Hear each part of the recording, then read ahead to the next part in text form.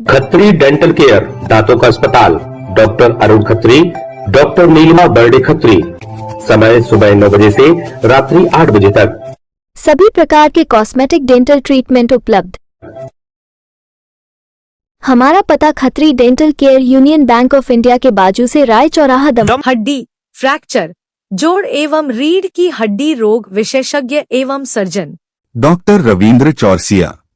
समय सुबह 11 बजे से शाम 4 बजे तक, शाम 6 बजे से रात्रि 8:30 तक। मिलने का स्थान विजयनगर गेट के बाजू से बालाकोट रोड, दमोह।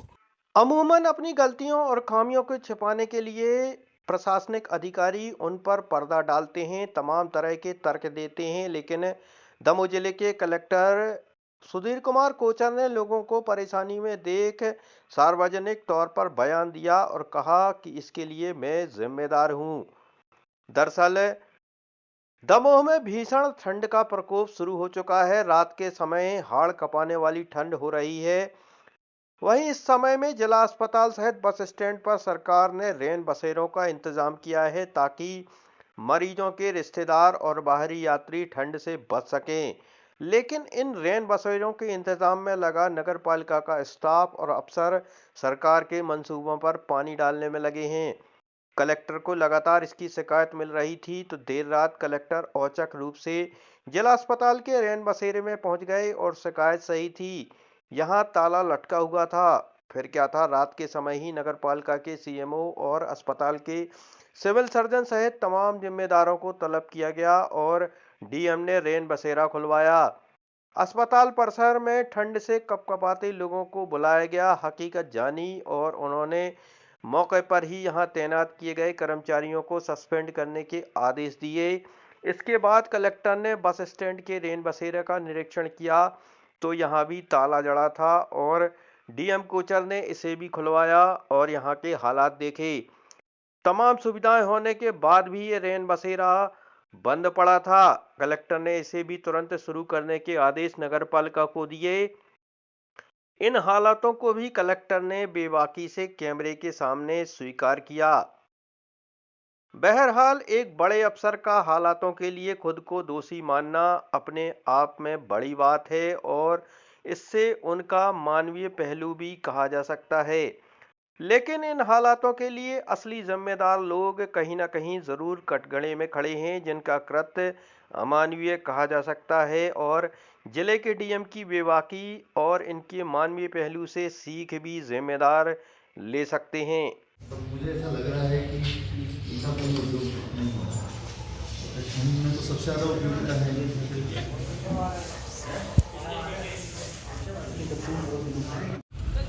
हम आपकी बिल्कुल बहुत अच्छी बात है, लगती बिल्कुल हम देखा थे न्यूज ने हर चीज़ आप 6 दिन से बहुत परेशान हो गए सर। हम बस आपको देख लो सकल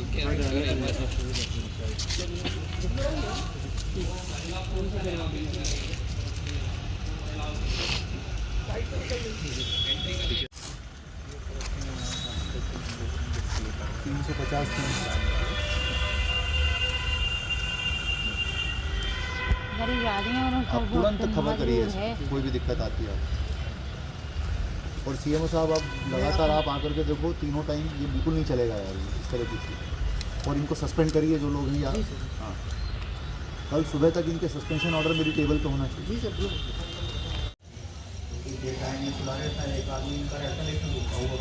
पर क्या है, देखिए आपके ये आप लोगों का काम है भाई।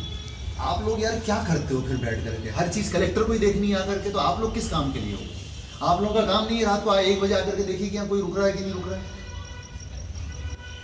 ये जॉइंट रिस्पॉन्सिबिलिटी है नगर पालिका और आपकी। लोग वहाँ परेशान हो रहे हैं, यहाँ एक खाली पड़ा हुआ है।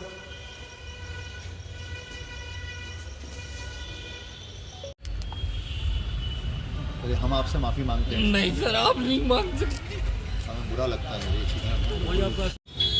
निश्चित रूप से मतलब मैं क्या बोलूँ, ये हम सब जिम्मेदार हैं इसके लिए। नगर पालिका प्रशासन जिम्मेदार है, स्वास्थ्य विभाग जिम्मेदार है, जिले का कलेक्टर जिम्मेदार है, सभी जिम्मेदार हैं हम लोग। और वो वहाँ पर जिस तरह से वो आदमी रोया है, तो मुझे लगता है कि हम यदि मानव की गरिमा नहीं बना के रख सकते हैं तो हमारे होने का कोई अर्थ ही नहीं है। तो इसीलिए उसको जिस तरह से भगाया गया वहाँ से, उसको सोने ही नहीं दिया गया रात को, ये परिस्थितियाँ बहुत दुर्भाग्यपूर्ण हैं। तो मैंने इसीलिए कहा है इन लोगों को कि ये नहीं चलेगा बिल्कुल, इस तरह का ये ज़ीरो टॉलरेंस है हमारी। और मैं फिर कहूँगा कि हम सब जिम्मेदार हैं इसके लिए। एक भी नागरिक को यदि कोई तकलीफ होती है प्रशासनिक व्यवस्थाओं के कारण तो कलेक्टर सीधे जिम्मेदार हैं, कलेक्टर के साथ साथ सीएम और नगर पालिका जिम्मेदार हैं, स्वास्थ्य विभाग जिम्मेदार है, हम सब जिम्मेदार हैं इसके लिए। और हम सब मतलब हमको संकल्पित होना चाहिए कि इन चीज़ों को ठीक करें, ये हमारी जिम्मेदारी है। और सर्दियों के समय में जो आम नागरिक होते हैं, जो देर रात में दमोह आते हैं या अस्पताल में आते हैं, परिजन जो है उनको ज़रूरत होती है कि उनको कोई रात को रुकने की अच्छी जगह मिल जाए। और हमारे यहाँ 2 जगह हैं इसके लिए जो आश्रय स्थल हैं, एक हमारा जिला अस्पताल में है और एक के बस स्टैंड पर है। आज हमने दोनों का निरीक्षण किया है और यहाँ पर मुझे व्यवस्थाएँ संतोषजनक नहीं मिली हैं और मैंने अभी सख्त निर्देश दिए हैं। एक तो जिला अस्पताल में जो लोग काम करते हैं उनके खिलाफ़ शिकायत ये आई है कि वो शराब पी करके काम करते हैं, तो उनको मैंने सस्पेंड करने के निर्देश दिए हैं इमीडिएटली। और इसका उपयोग जिला अस्पताल वाले का उपयोग ही ढंग से नहीं हो रहा है, क्योंकि किसी को वो जाने ही नहीं देते हैं और रात को वो बंद रहता है। तो मैंने आज से निर्देश दिया है सीएमओ साहब को कि आप पूरे लोगों की व्यवस्थित रूप से ड्यूटी लगाइए और कल से ये शिकायत कहीं से नहीं आनी चाहिए। इसी प्रकार से जो रेहन बसेरा है नगर पालिका का बस स्टैंड पर, इसके भी यही हाल है कि यहाँ इसका कोई उपयोग नहीं हो रहा है, क्योंकि एक तो ये बस स्टैंड से सेपरेट नहीं है। मैंने इनको कहा है कि इसको ग्रिड सेपरेटर यहाँ पे लगाएं और इसको बिल्कुल सेपरेट करें। साथ में यहाँ पर भी एक भी व्यक्ति नहीं है, तो बड़े अक्षरों में यहाँ पर रेहन बसेरा लिखवाना है। साथ में यहाँ पर पीने के पानी की व्यवस्था, प्रॉपर लाइट की व्यवस्था नहीं है, लाइट की व्यवस्था करने के लिए कहा है। पलंग वगैरह सब यहाँ पर नए रखे हैं लेकिन इनका कोई उपयोग नहीं हो रहा। तो मैंने यही कहा है कि ये व्यवस्थाएं ठीक करें ताकि अधिक से अधिक लोग इनका उपयोग कर सकें और बाहर लोग ठंड में ना ठिठुरें और इन व्यवस्थाओं